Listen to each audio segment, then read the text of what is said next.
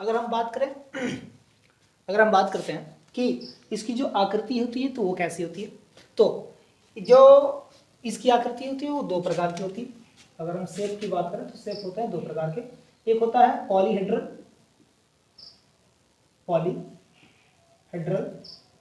जिसको हम कहते हैं बहुफलकी, और एक होता है लंबी लॉन्ग। तो बहुफलकी होती है, यानी कि इसके जो है डेफिनेट से जो है अलग अलग प्रकार के फलक हो सकते हैं, और एक होती है लंबी कोशिकाएं।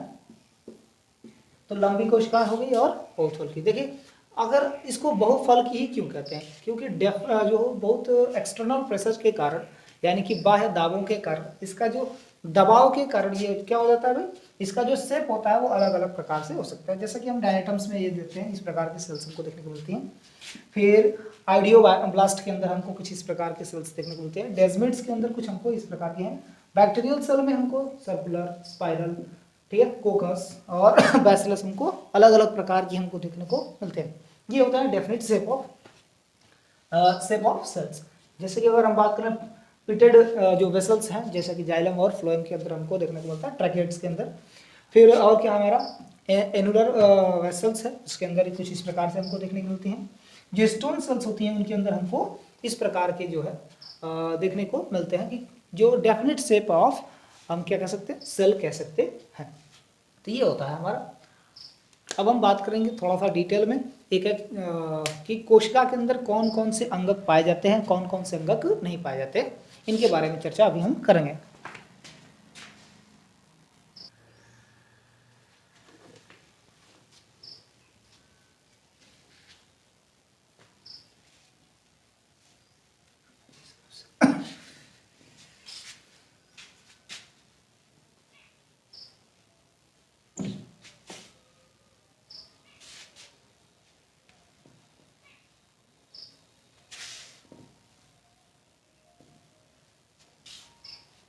अब हम बात करेंगे ऑर्गेनाइजेशन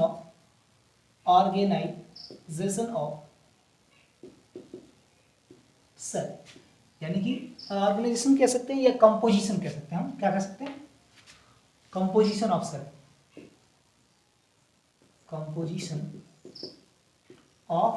सेल, यानी कि सेल किन किन चीजों से मिलकर बना है, उसके कंपोजिशन को हम थोड़ा सा जानने का प्रयास करेंगे।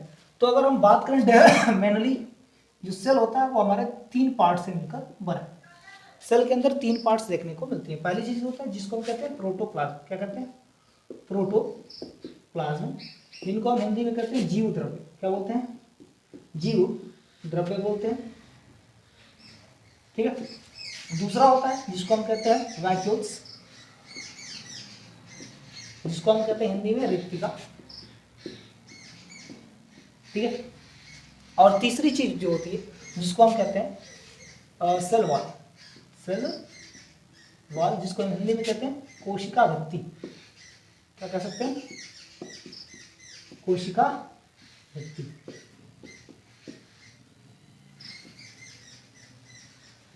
क्या होता है भाई, प्रोटोप्लाज्म क्या होता है, वैक्यूल्स क्या होता है, सेल वॉल क्या होता है, इन सारी की चीजों के बारे में हम लोग डिटेल जानकारी लेंगे। अगर हम बात करें तो एक निश्चित जो हम चार्ट बना के देख लें कि किन किन चीज़ों से हमको क्या क्या आगे पढ़ना है। तो सबसे पहले हम देखते हैं सेल। तो ये हो गया हमारा सेल, हिंदी में बोले तो कोशिका। कोशिका को मेनली 3 पार्ट्स में डिवाइड किया गया है।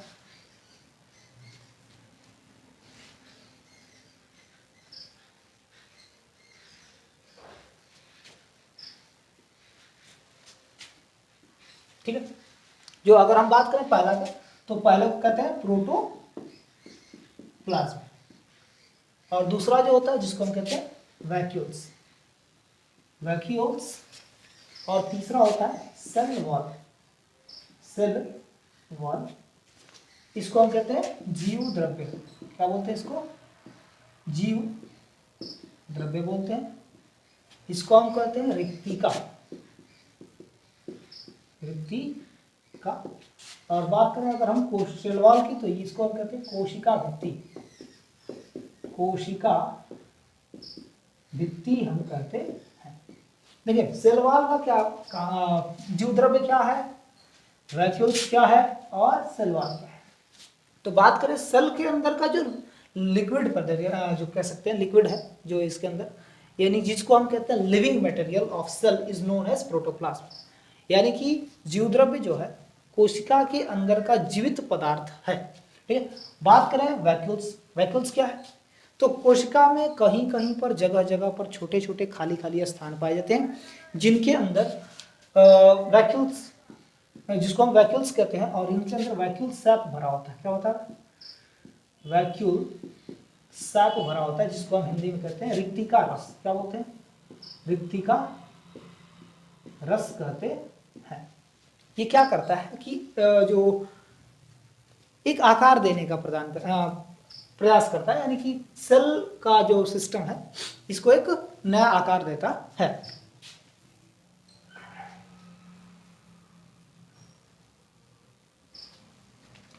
सेल को जो है निश्चित डेफिनेट शेप देता है।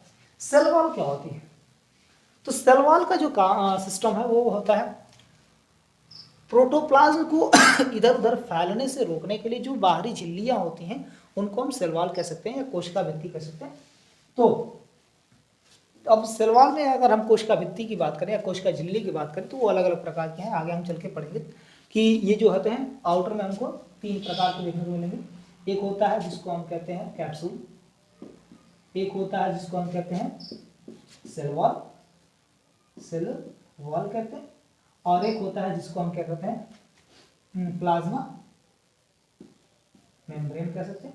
या इसको हम पूरी चीजों को अभी हम डिटेल में थोड़ा सा और पढ़ेंगे कि क्या क्या चीजें होती हैं। सेल वॉल तो जो है ज्यादातर एनिमल सेल के अंदर देखने को नहीं मिलती है। ये जो पूरा सिस्टम है ये हमको देखने को मिल रहा है कहाँ पे, बात करें अगर हम प्रोटोप्लाज्म की, तो प्रोटोप्लाज्म आगे चल के 2 हिस्सों में डिवाइड होता है।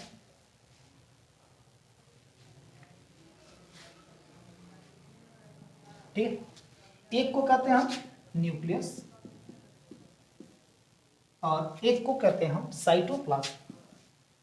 साइटोप्लाज्म क्या होता है भाई, न्यूक्लियस, न्यूक्लियस को अभी हमने कुछ देर पहले बताया केंद्रक होता है, केंद्रक, और साइटोप्लाज्म को हम हिंदी में कहते हैं कोशिका द्रव्य। ठीक है, तो कोशिका द्रव्य में और जीव द्रव्य में क्या अंतर है इसको हम थोड़ा सा समझेंगे। कोशिका द्रव्य कह सकते हैं या कोशिका द्रव्य कह सकते हैं।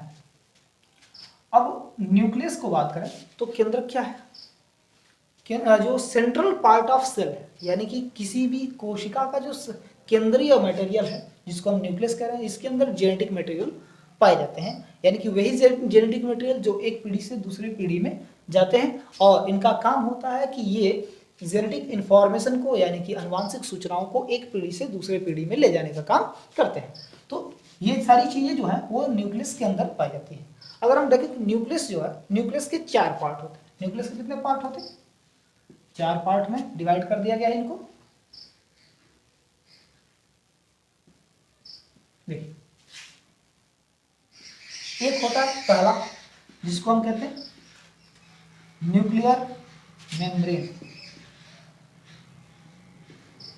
पहली चीज की केंद्रक कला, इसको हम कहते हैं हिंदी में केंद्रक कला, यानी कि यह वह झिल्ली है जो केंद्रक को चारों तरफ से यानी कि न्यूक्लियस को पूरे चारों तरफ से घेरने का काम, घेरे रखने का काम करती है। दूसरे की बात करें अगर हम तो उसको हम कहते हैं न्यूक्लियोप्लाज्म, न्यूक्लियोप्लाज्म। अब न्यूक्लियस के अंदर जो लिक्विड पाया जाता है उसी को ये घेरे रखने का काम करती है, जिसको हम कहते हैं केंद्रक द्रव, केंद्रक द्रव कहते हैं या द्रव्य कह सकते हैं। तीसरी चीज जो होती है वो होता है तीसरी चीज को हम कहते हैं क्रोमैटिन थ्रेड,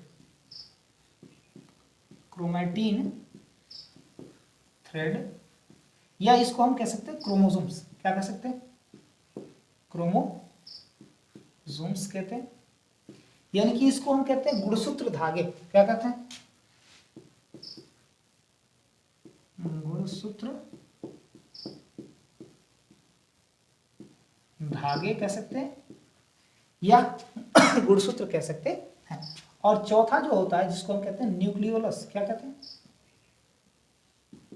न्यूक्लियोलस, इसको हम हिंदी में कहते हैं केंद्रिका। क्या कहते हैं इसको, केंद्रिका।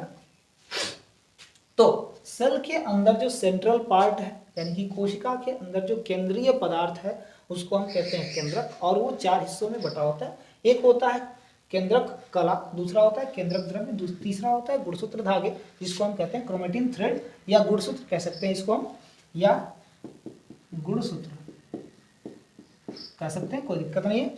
और चौथी चीज है न्यूक्लियस। क्या होते हैं न्यूक्लियस, इसको भी थोड़ा सा हम जान लें। तो न्यूक्लियस के अंदर एक छोटा सा डार्क हिस्सा होता है जिसको हम कहते हैं न्यूक्लियस यानी कि केंद्रिका। इसमें ज्यादातर आरएनए पाया जाता है और ये प्रोटीन आरएनए के निर्माण में बहुत ही हेल्पफुल होता है, ठीक है। और अगर हम बात कर लें, ठीक, ये हो गया। और हम बात करते हैं साइटोप्लाज्म कि साइटोप्लाज्म में कौन कौन से हिस्से हमको देखने को मिलते हैं। तो देखिए साइटोप्लाज्म को हम 2 हिस्सों में डिवाइड करते हैं। कौन कौन से होता है, एक होता है जो कि मिडिल पोर्शन ऑफ साइटोप्लाज्म, ठीक है, और एक होता है जिसको हम कहते हैं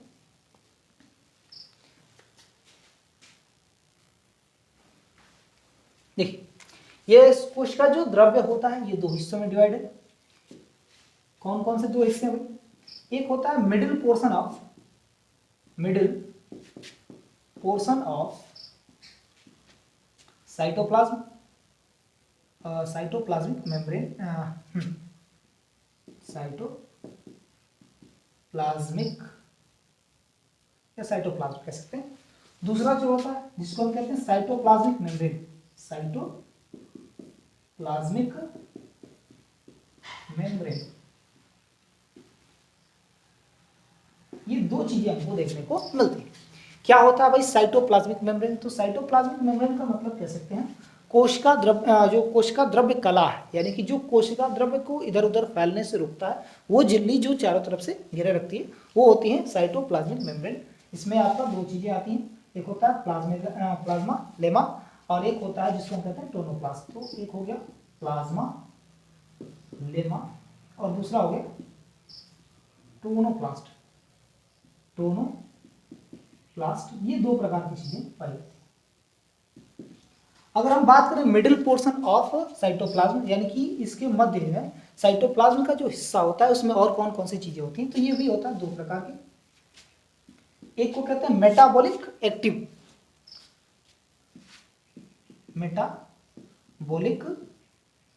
पार्टिकल्स,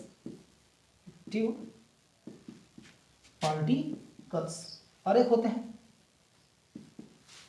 हाइलोप्लाज्म, एक होता है हाइलोप्लाज्म। तो हाइलोप्लाज्म के अंदर हमको देखने को कौन कौन सी चीजें मिलती हैं। बात करें हाइलोप्लाज्म के अंदर तो इसके अंदर हमको देखने को मिलती है सिक्रेटरी प्रोडक्ट्स, रिजर्व फूड्स या रिजर्व प्रोडक्ट्स कह सकते हैं, और एक होता है एक्सक्रीटरी प्रोडक्ट्स। क्या क्या चीजें हैं, रिजर्व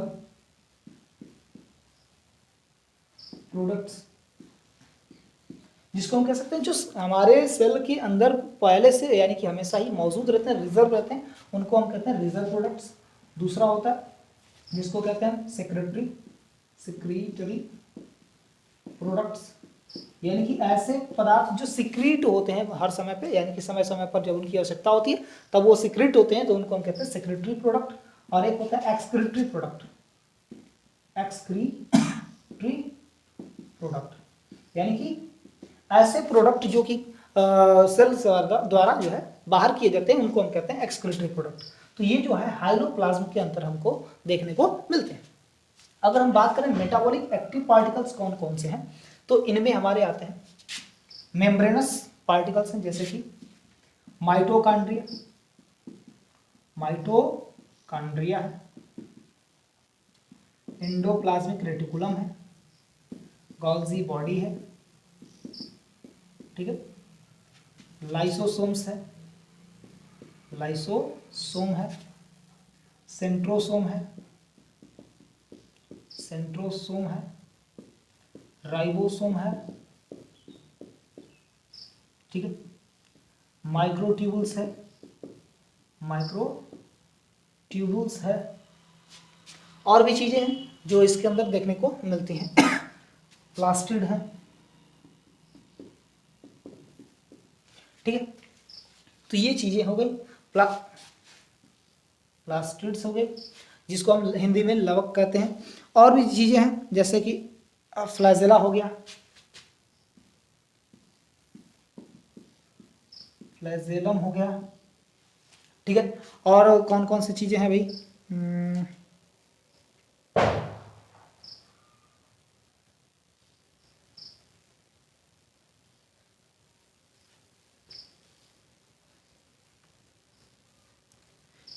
ठीक है। ये इतनी सारी चीजें जो है पाई जाती हैं। अगर हम बात करें प्लास्टिड की, तो प्लास्टिड होता है 3 प्रकार का, ठीक है। प्लास्टिड कितने प्रकार का होता है, 3 प्रकार का होता है। एक को कहते हैं ल्यूकोप्लास्ट, ल्यूकोप्लास्ट कहते हैं, एक को कहते हैं क्लोरोप्लास्ट, क्लोरोप्लास्ट,